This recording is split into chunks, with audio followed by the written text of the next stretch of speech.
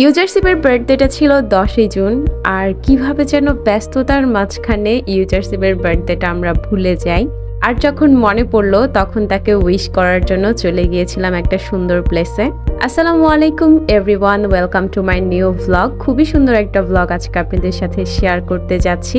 ইউজারশিপের birthday কেকটা কেনা শেষ, দেন আমরা চলে গেলাম আমাদের কাছেই একটা খুব সুন্দর জায়গায়, গান পয়েন্ট। একদম খোলা আকাশের নিচে আজকে ইউজারশিপের বার্থডে সেলিব্রেট করব। বাসার সবাই যেহেতু একটু ন্যাচারাল লাভার, দ্যাটস ওয়াই আমরা আজকে এই প্লেসটাই ডিসাইড করি ইউজারশিপের বার্থডে করার জন্য।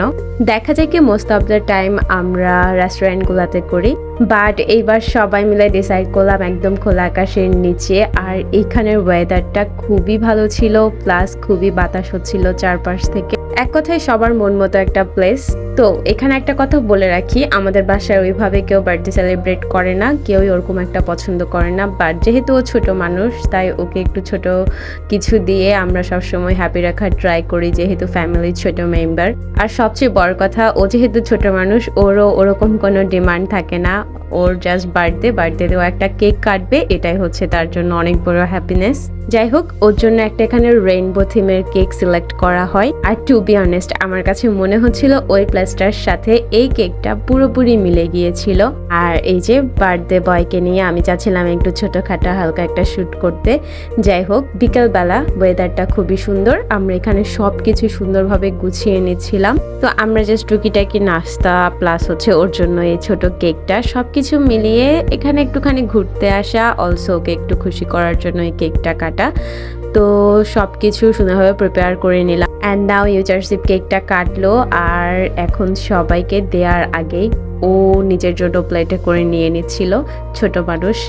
আর এইদিকে ইউজারশিপের কেক কাটার ওই মুহূর্তটাতে ইউজারশিপকে উইশ করতে দেখেন কি সুন্দর পাখিরা চলে এসেছে। মানে কি বলবো, এত বিউটিফুল একটা সিন, জাস্ট অ্যামেজিং, সুবহানাল্লাহ।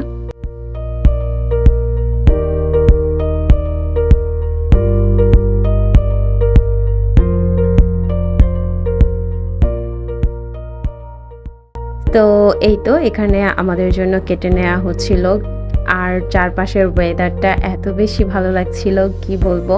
আর এখানে আসার পর একটা জিনিস নোটিস করলাম যে আমরাই যে শুধু বার্থডে সেলিব্রেট করতে আসছি এমন না, আশেপাশে অনেক দিকে দেখলাম অনেকে বার্থডে সেলিব্রেট করছে। বাট যেহেতু আমি এভাবে ফেস শো করি না, দ্যাটস ওয়াই আপনাদেরকে দেখাতে পারছি না, সরি। আর এদিকে ইউজারশিপ মহা খুশি, এত সুন্দরভাবে ওকে আমরা সারপ্রাইজ দিলাম, বাট এটা খুবই সিম্পল। তো এখানে আমি ভাইয়ার একটা ক্যান্ডিড নিয়েছিলাম, ও কি সুন্দর করে একপাশে বসে এইভাবে খাচ্ছিল, ও নিজেও জানে না।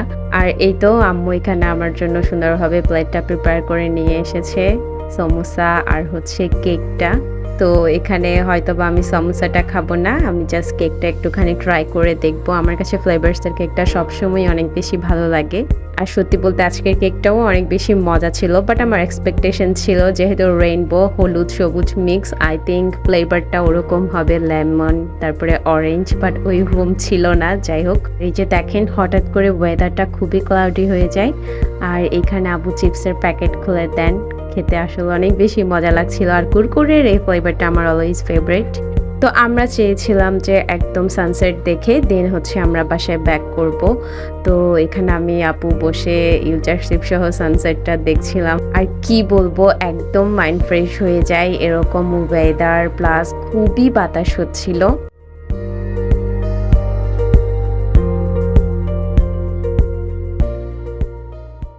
দেন আমরা আস্তে আস্তে বাসার দিকে রওনা হতে নিয়েছি। অ্যান্ড হঠাৎ করে আম্মু বলল যে এইদিকে একটা ব্রিজ আছে ঝুলন্ত, ওইটা আম্মু দেখেনি। তো আমরা এর আগে গান পয়েন্ট আরও একবার এসেছিলাম, বাট আম্মু আসেনি। সো আম্মু বললো যে আমি একটুখানি এটা ট্রাই করে দেখতে চাই এটা আসলে ঢুলে কিনা।